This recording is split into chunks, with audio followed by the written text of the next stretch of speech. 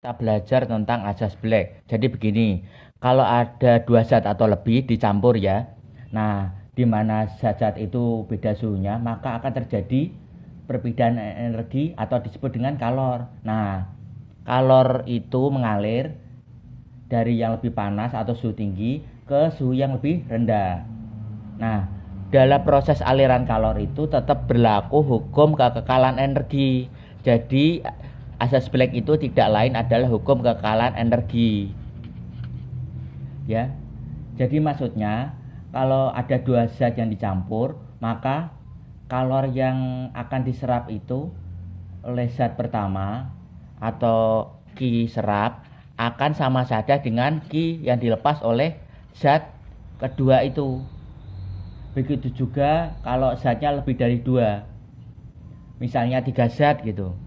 Yang jelas yang lebih tinggi suhunya akan melepas kalor, suhu yang lebih rendah akan menyerap kalor. Totalitas yang diserap sama dengan totalitas yang dilepas kalornya. Oke, sebagai contoh begini nih, umpamanya saya punya gelas berisi air. Ini katakanlah air dari suhu 40 derajat Celcius, katakanlah ini. Kemudian saya masukkanlah es, ya, satu balok es. Saya masukkan kemari ya. Ini dari suhu min 4 derajat Celcius, katakanlah ini. Massa esnya kita sebut katakanlah MS gitu ya.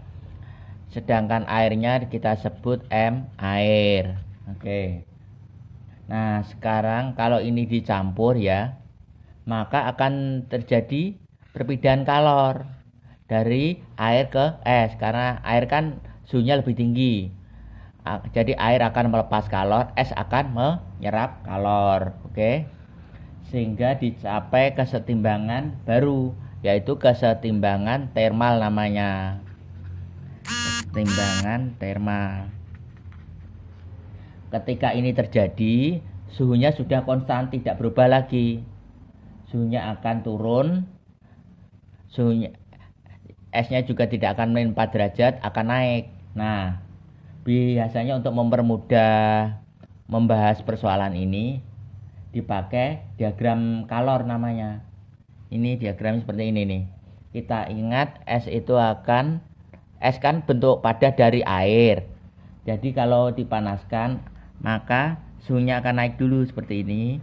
Dari ini ya, dari 4 derajat Celcius akan naik jadi 0.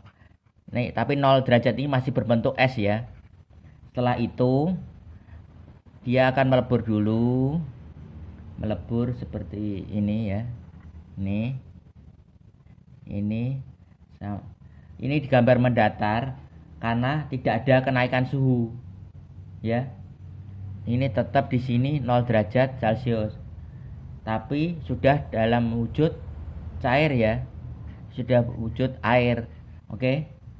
Kemudian akan naik suhunya sampai kesetimbangan termal. Suhu pada kesetimbangan termal ini kita sebut T. Maka airnya kan dari 40 derajat Celcius kan. Oke. Ini 40 derajat Celcius. Ini air. Oke. Nah, prosesnya si es itu kan menyerap kalor ya. Ini kan menyerap kalor, esnya kita sebut Q1. Untuk melebur butuh apa? Butuh kalor lagi, ya ini sini Q2. Untuk naik lagi di sini ya Q3. Kemudian airnya kan turun suhunya, lepas kalor. Ini di sini disebut Q4. Menurut asas Black, Q lepas sama dengan Q serap, atau Q serap sama dengan Q lepas. Nah, Q serapnya itu apa saja? Berarti Q1 plus Q2 plus Q3 sama dengan ini yang dilepas Q4. Ini penerapan dari asas Black dengan asumsi esnya ini akan sampai suhu ini. Tapi hati-hati, ada kasus di mana esnya itu ya, kalori yang dilepas air itu tidak cukup untuk melebur semua es, sehingga bisa terjadi campuran es dan air. Jadi airnya suhunya turun tapi tidak melebur semuanya, sehingga tapi tetap kita bisa dapatkan perhitungannya itu dari asas Black. Oke.